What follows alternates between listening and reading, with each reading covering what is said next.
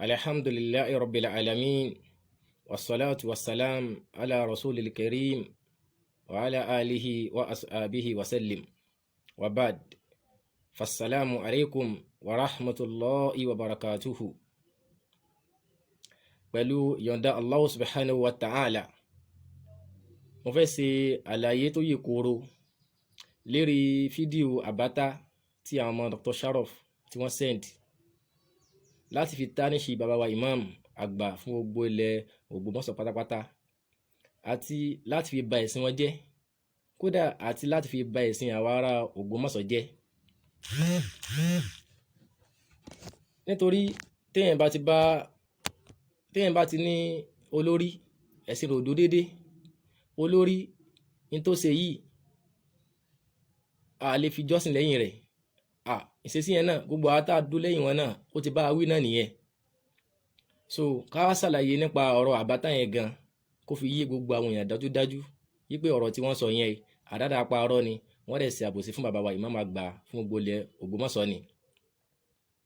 Wọ́n kàn wá jọni lójú pé àwọn tí wọ́n ń pèpè ìmọ̀ yìí, àwọn tí wọ́n ń pèpè òdodo yìí, àbá àwọn tí wọ́n ń pèpè páwọn wà lórí sunna Ànábì Muhammad sallallahu alaihi wasallam yìí, wọn wò sí lórí gbogbo tí wọ́n wà yìí.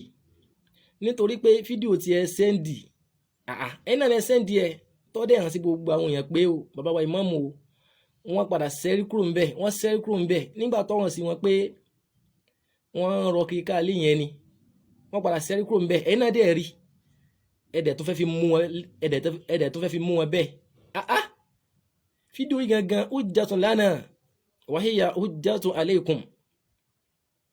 Wọ́n tó jẹ́rìí gbé wa ni, wọ́n tó jẹ́rìí gbé bàbá wa ìmáàmù àgbà ni pé wọn ò bá wọn participate níbi ìmọ̀ ọ̀rọ̀ kíkà kínní yẹn nígbà tó hàn sí wọn pé àwọn kínní ọ̀rọ̀ kíkà kínní yìí ni wọ́n dẹ̀ sẹ́rí kúrò ńbẹ̀, fídíò dẹ̀ gbé.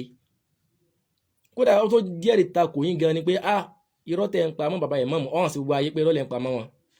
Àbòsí tẹ́ ń ṣe mọ́ bàbá ìmáàmù ó tó hàn sí gbogbo ayé ni pé àbòsí wọn lẹ́ ń ṣe, torí àwọn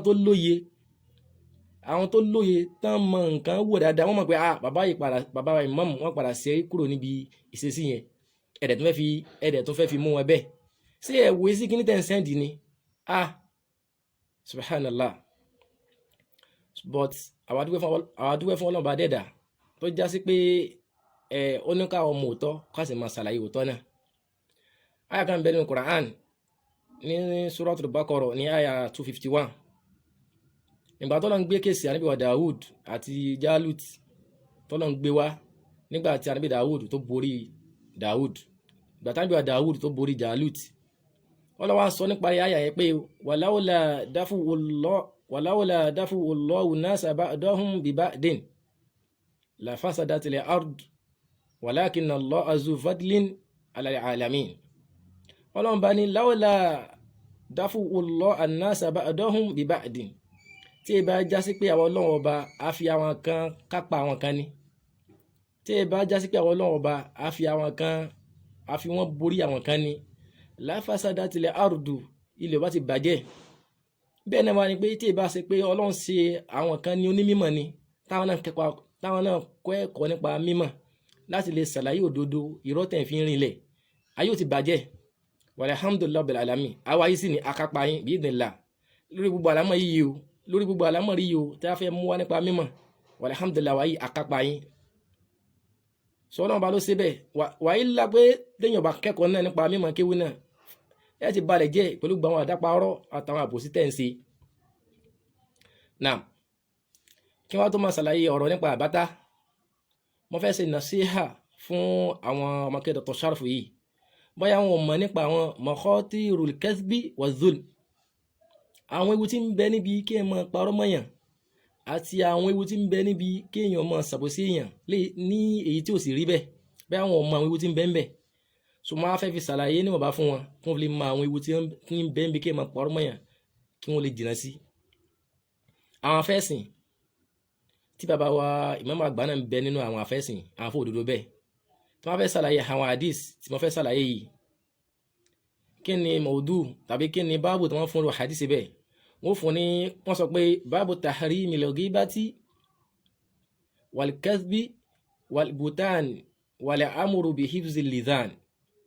Ó fún ní tọ́pìkì báyẹn pé báàbù yìí ojúpọ̀nà yìí o a fẹ́ mọ́ fi sàlàyé fún yín nípa pé èèwọ̀ ni kí ẹ mọ sọ̀rọ̀ yẹn lẹ́yìn, wal-kadhbi èèwọ̀ ni kí ẹ mọ purọ́, wal-buhtan èèwọ̀ ni kí ẹ mọ dáadáa parọ́ mọ́ yàn, wal-amru bil-hifzi al-lisan wọ́n sì fi ń pani láṣẹ pé kí ẹ mọ sọ àwọn èèyàn níbi àwọn ọ̀rọ̀ tí ó dáa. tọ́pìkì yẹn ni wọ́n fún ru hadisi bẹ́ẹ̀. kí ni hadisi àkọ́kọ́?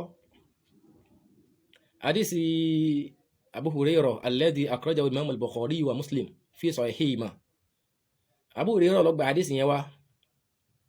Abu Hurairah sọ wípé annahu sami'a nabiyya sallallahu alayhi wa sallam yaqul, olóhùn gbọ́ tí Ànábì Muhammad tó sọ pé innal habda dájú ẹrú kan o la yatakallam bi kalimatin yóò kò ní sálẹ̀ mọ́ sọ̀rọ̀ pẹ̀lú gbólóhùn kan ma yatabayyana fiha tí gbólóhùn náà dẹ̀ rí bẹ́ẹ̀, ma yatabayyana fiha tí gbólóhùn náà dẹ̀ hàn sí pé tí ń sọ yẹn bó ṣe rí nìyẹn, yazillu biha irú gbólóhùn náà yóò padà gbé nìyẹn ila nari dínú náà ni o.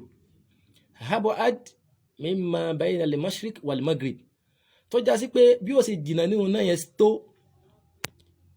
yóò jìnnà nínú náà yẹn bí ìgbà láti ìbúyọ oòrùn dé ìbúwọ̀ oòrùn ni ó sì jìnnà nínú náà yẹn tó, látara pé kó sọ gbólóhùn kan tí kò clear sí tí ó hàn sí, látara pé kó sọ gbólóhùn kan tí gbólóhùn náà tí ó dẹ̀ rí bẹ́ẹ̀.